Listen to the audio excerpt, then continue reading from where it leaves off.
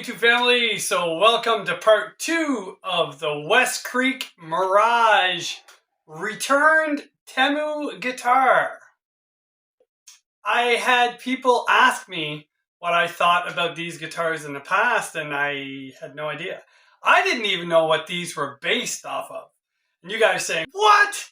You didn't know that that body style was pretty much a Gibson Firebird copy? No? Hey, I've said from the start, I am not a Gibson guy. I grew up on Tellys and Strats. That's it. And I'm in PEI Canada. The music stores here have very little selection. We're not the hub of electric guitars here in Prince Edward Island, I will tell you.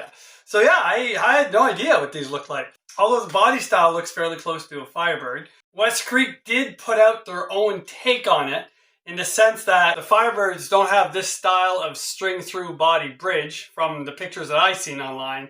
Most of them had 2 volumes and 2 tones, and most of them have 6 on the side headstock, some of which were reversed. So you guys can fill me in on the details. But some famous players have played this style of guitar. Johnny Winter, Eric Clapton, Alan Collins from Leonard Skinner, Clarence Gatemouth Brown, Phil Manzarina, Slash, Paul Stanley, Steve Clark, Tom Petty and Mike Campbell, Brian Jones, Dave Grohl, and Elsie Hale from Hailstorm, just to name a few. I guess these were pretty much sought after. Surprisingly, they are known for their pristine, clean tones, which if you watch video number 1 in the description below, I did mention how articulate and punchy these pickups were for humbuckers. I was like, what? I was really surprised. And they're also known for their ability to handle some fairly aggressive rock tones as well. So, the question of video number 1 was, or should I say the rhetorical question of video number 1 was, why did this person return this guitar? And why I say rhetorical is because we're not going to know why. I know it's not a playability issue. The action on this thing, if you watch video number 1, is ridiculously low. Unbelievably low. To the point where if a Strat or a Telly on my wall over there had this action, it would not be playable.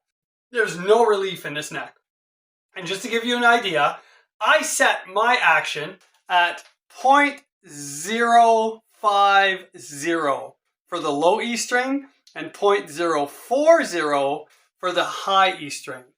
This guitar has 0.020 for the low E and 0.010 for the high E. And there are no dead frets, and it doesn't fret out when you bend. How is that even possible? I know that this person didn't return this guitar because of playability issues or, high action making it uncomfortable to play. Like, that is not the case. The pickups sound great. There's no static or crackling noises from the volume or tone pot, both of which feel great. There's some resistance to them, and there's no issues with the switch. Works great. Tuners are great. The guitar holds tune well. It's nice and light. So, I don't know why someone would have singled this guitar out of all the other offerings on Temu and get it, and it plays this good out of the box with no setup, and then decide to return it. Maybe the wife said, no more guitars. Maybe he realized, hey, this is a 3x3 headstock, and the Firebirds have a 6 on the side, reverse headstock. I want one of those, right? Maybe it was too light, or maybe he didn't like that these pickup covers were plastic and not metal. So that's why I say it's a rhetorical question. Why would someone return a guitar like this? You're definitely not buying an Epiphone Firebird or a Gibson Firebird for under $450 to your door. So pretty cheap for this style of guitar. It's not something I would personally buy myself at full price, because it's not a guitar style that I would use in my band. But man, this is this really surprised me. This is a lot of fun to play. So today I'm going to tear it down. We're going to have a look at the internals. I'll give you some specs. I don't really know much about them. So, anyway, let's get at it. All right, I just cut the strings off halfway. Let's see if the ferrules back here, which are flush mounted by the way, get pushed out when you try to drive the strings through the back. Nope, not at all. They're in there. Perfect. So I was thinking, man, the way these strings come through and then go over the bridge, that metal plate's going to cut through those strings. But now that the strings are out, I can see each of the string holes has a nice ramp. So the string is not being like broken 90 degrees out of this plate. It's actually laying on a ramp. And you guys probably won't be able to see that. But if you can see the front of the hole there, oh, it's hard because it's black on black. But there is an angled surface to each of these string through body holes. This is a KD2 marked bridge. Oh, not too much play in these actually. Wow, all these tuners feel great. I wonder if they're loose at the post. Most of these need to be tightened when I get, these budget guitars. Oh, not bad. Just a smidge. Got a lot of dust in there. We got some buffing compound in there. Otherwise, very clean cavity. And I like how companies go through these little details. Look at that truss rod cover. And then look at the headstock. You see how it kind of matches? It's cool. I don't know what fans of these guitars would be saying about this headstock. But to me, based on the pictures I've seen of the real Firebirds, I would think that this compact headstock would have less neck dive, with the strap button being here, like a typical Gibson, than a Firebird with an elongated headstock with 6 on the side. Just check these screws here on the back side of the tuners. They're all nice and tight.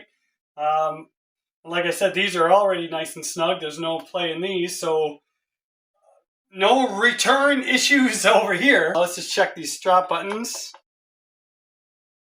Not strip, nice and tight. Check this back one. Same thing. So cool. The rear cavity cover screws and the truss rod cover screws are exactly the same screws.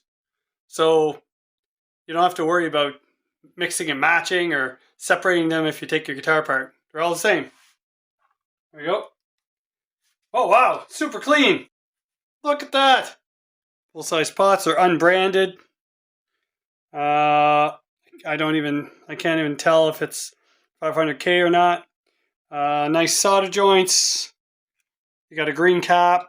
There are no treble bleeds. I thought maybe there were because these pickups were so articulate. Just a regular output jack. You can see it right there. Watch the notched side of the clip here as it hits the recessed part of the jack. See how it doesn't seat completely in that recessed area? It's kind of just hovering on the tip, right? Easy fix for that. We just bend the tab. Usually when you see a black cavity, they either just paint it black to kind of match the theme of the guitar, or it's actually shielding paint. We'll check right now. And oh wow, and it's shielding paint. Go from one end to the other. Yipper. Over here. Check the wall. Yep. Nicely done, WestCreek. While we have this meter out, we'll check the pickup outputs. So the bridge pickup on this guitar is coming in at 16.09. The neck, 8.25. And in the middle, 5.51. Okay, just pull the screws out of the pick guard. Alright, so we have a Gibson style toggle. So these two black wires are each pickup, and then this yellow wire just sends the signal from the switch to the pots. But then you also see they're 4-wire pickups. The 2 wires you'd use for splitting the pots are here. You probably have to reconfigure your wiring if you want to use these 4-wire pickups for splitting.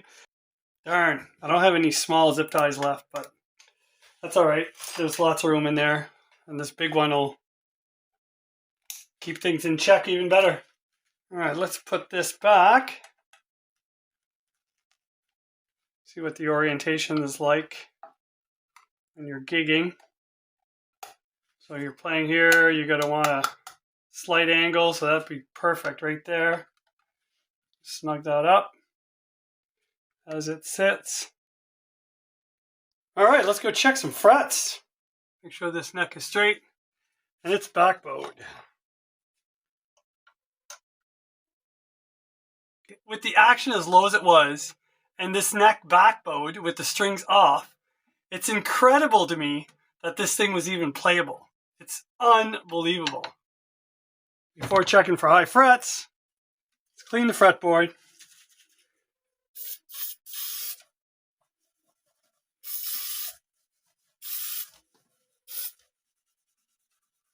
Apparently, these have mahogany bodies, maple necks, and ebony fretboard, not rosewood. And these inlays are super cool. You can't really feel them. Pretty nice. Before checking for high frets or before leveling any high frets, when a guitar travels from one country to another, it probably goes through some pretty impressive humidity changes, and things move, things dry up, and then when you condition it and the grain absorbs the moisture from the conditioner, sometimes your level frets are no longer level. I just save myself the trouble of chasing high frets, and I condition first, I let it absorb, I see where everything sits, and then I'll do whatever's necessary.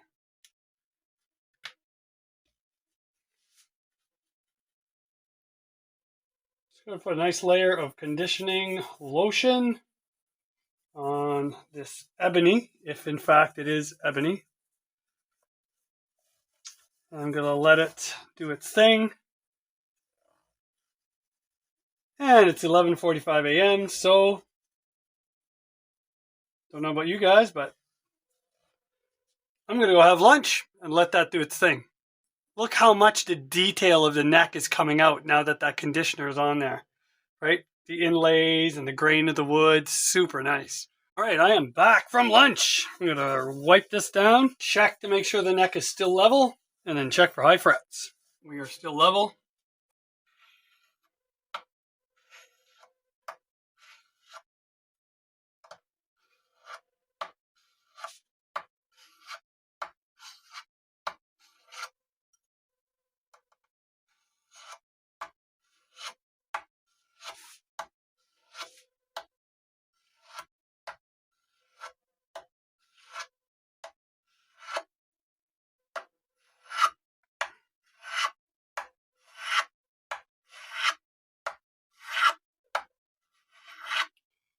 Perfect frets. Not a single high fret. Wow. All right, we're polished up. We got the strings on. Just got to train it, so I'm going to tune it properly with the tuner over there. Going to check the relief, going to check the action, going to check the intonation. We'll check the nut slot, and then I'll come right back to you. The WestCreek Mirage is ready.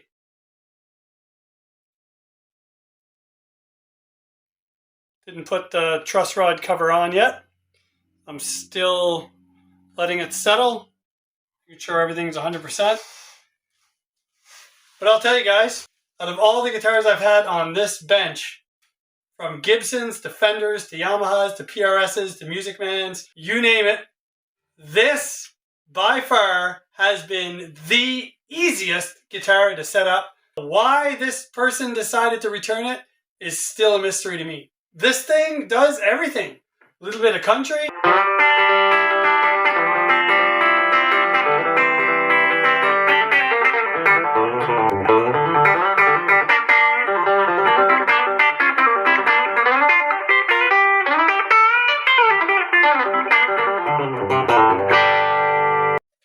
some classic rock.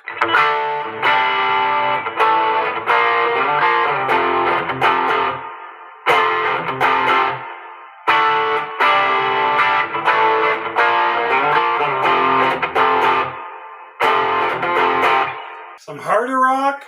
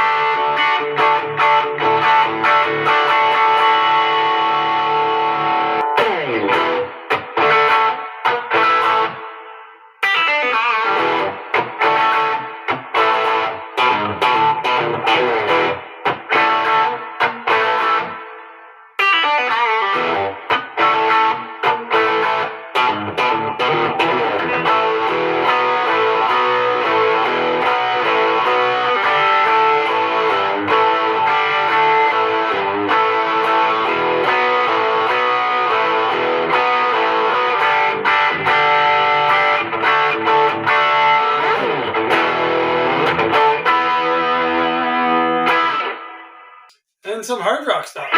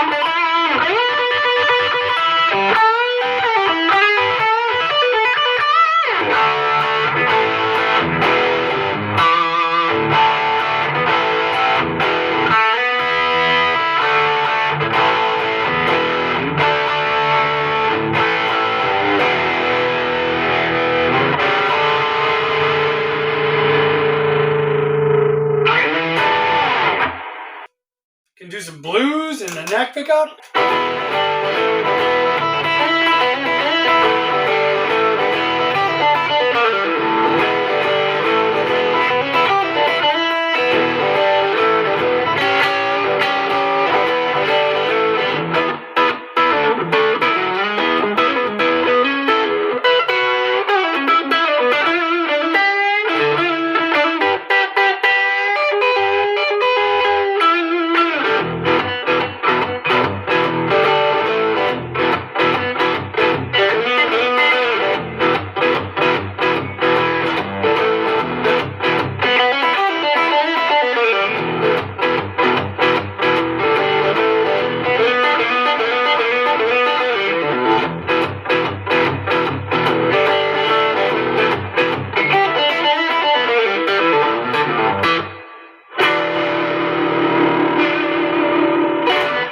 Does the Sweet Child of Mine stuff to a T.